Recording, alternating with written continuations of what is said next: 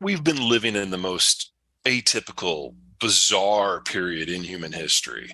The very concept of globalization, the idea that you can participate in some sort of supply chain or source some product or sell some product on the other side of the planet, this has never happened before without some degree of military control and escort.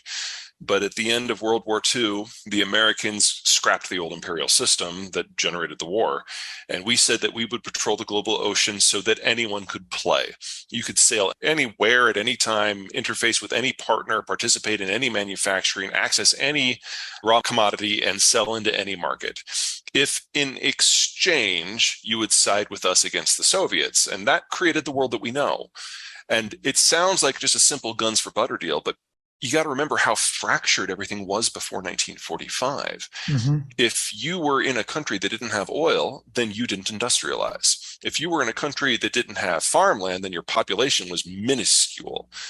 Globalization allowed everyone to sell what they were good at and buy what they weren't good at, and everyone in the world became a specialist. And so we now have soy on farms in Iowa that's the most productive in the world, but we also have semiconductors coming out of Taiwan, a country that was pre-industrial by every definition until very recently.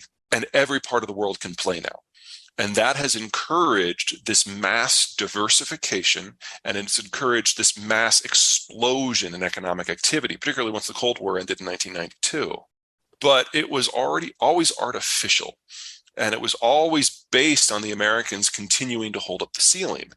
The United States has been edging away from that ever since 1992 when the Cold War ended, and we're in the final days of that right now. And that's only kind of half of it. Is when you allow everyone to participate in global trade, people move off the farm and they take services and manufacturing jobs in town. On the farm, kids are free labor. You have a bunch. In town, kids are really, really expensive pieces of loud, annoying furniture. So you Right. have fewer because adults aren't stupid. Yep.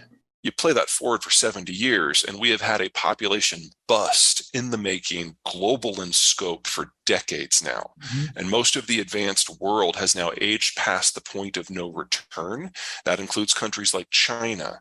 So in this coming decade, it's not just that we're going to see populations aging out of being competitive. We're going to see populations aging out of being sustainable and actually being countries.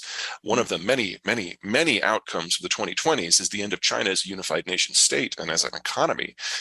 But this has all been hardwired in now for 40 years, and we are finally reaching the point where the page turns. What No is one close by that has a demographic that's much better than Japan, so I'm not worried about that specific outcome for the theory? Jap. Every country is going to have its own story because every country started aging at a different point, and they started aging at a different rate, and how you live in urban versus rural zones is dependent upon the local geography.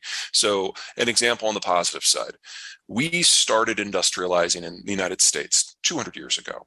So for us, this hasn't been a 40, 50-year process. This has been a Mhm. 200-year Right. process. And so our birth rate has dropped incrementally that entire time, but we've adapted to it as we've shifted into the cities. So the United States still today has the highest birth rate among any of the advanced worlds. We're the most slowly aging country. Hmm. But if you go to a country like, say, China, that only started the industrialization process in about 1985, Hmm. they crammed 200 years of economic advancement into 40 years. Yep. That also means they crammed 200 years of demographic adjustment into 40 years. So, one of the reasons why the Chinese have been so economically successful in many people's eyes is because they have done 200 years of industrial development, building out industrial plant and infrastructure and power lines in a single generation. Yep. In the United States, we did that very slowly over the generations. We didn't finish even electrifying the countryside until the 1960s. And Wow, so that's amazing. for us, we were able to adapt each step of this into our cultural evolution. That's one of the reasons why in the United States, you're far more likely to live in the suburbs than the urban cores, because Hmm. we did this on a slow process and we can make adjustments and people can still have families of size in the suburbs. In the case of China, the population was already relatively high. And when they made the jump, they skipped all the intervening steps. They didn't have to develop cell or telephones that were on landlines. They skipped right to Right. cellular. Yep. And in doing so, they went into denser and denser footprints very, very early in the process. So you went from a subsistence farm to a high rise condo in a generation. Right. And when you're in a condo, no kids. So one child, is that part of it? Absolutely. Yep. But one child is the secondary factor in the Chinese demographic collapse. The single biggest one is that they all moved into small condos in a very short period of time, and everyone just stopped having kids altogether. Yeah. So we know now that China will cease to exist as a functional demographic structure and economy this decade, because it's not just that they ran out of children. That was 30 years ago. They're now running out of 30 somethings. Yeah. Why the baby boomers think they're so important is because they have been, and they still are. I mean, in the late 60s to the early 80s, they were coming of age. They drove consumption. That's why we had inflation then. In the 90s and into the 2000s, they had come out of their consumption phase. They were saving for retirement. That's why we had investment booms. And now our inflation, it's because they're all retiring. And we have a large generation that's just going away. And next decade, we have to pay for that. So historically, capital and demographics have not been intertwined. Now, yes, as you age, your net worth increases. And as you age, you become more adventurous with your investments, and that drives more economic activity. And then when you retire, you cash it all and go to T-bills because you won't be able to stomach any sort of market turning or currency turning. That's been true since the dawn of recorded history. There's nothing new there. What is new is the demographic profile has changed. So in a pre-industrial world, you had very few 60-somethings. You had more 50-somethings and yet more 40-somethings and on down. It built a pyramid. What industrialization and urbanization has done is change the shape of the pyramid. In some countries like the United States, it's more or less a chimney, but with a bulge for the baby boomers. In some like Germany, it's a diamond with more people in their 50s than their 40s, than their 30s, than their 20s, and then narrowing up as you would expect at the top.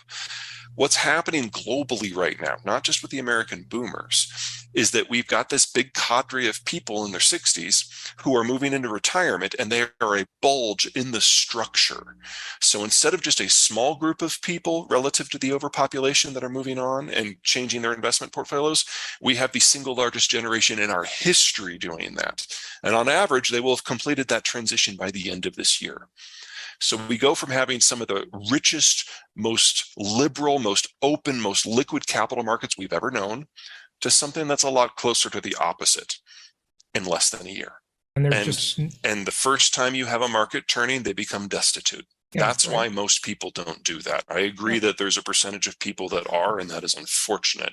And we're about to learn that good and hard, because we're not just having this demographic turning, we're of course at the market tightening at the same time, and that's just damnably inconvenient, ridiculous number. It's big, Yeah, I mean, the problem here is we're losing the single largest worker cadre we've ever had, and the replacement generation down at the bottom of that pyramid, the Zoomers, they are the smallest generation we have ever had. So one of the reasons why the Chinese have been so economically successful in many people's eyes is because they have done 200 years of industrial development, building out an industrial plant and infrastructure and power lines in a single generation. In the United States, we did that very slowly over the generations. We didn't finish even electrifying the countryside until the 1960s. Wow, and so that's amazing. For us, we were able to adapt each step of this into our cultural evolution. That's one of the reasons why in the United States, you're far more likely to live in the suburbs than the urban cores, because we did this on a slow process and we can make adjustments and people can still have families of size in the suburbs. In the case of China, the population was already relatively high. And when they made the jump, they skipped all the intervening steps. They didn't have to develop cell or telephones that were on landlines. They skipped right to cellular. And in doing so, they went into denser and denser footprints very, very early in the process. So you went from a subsistence farm to a high-rise condo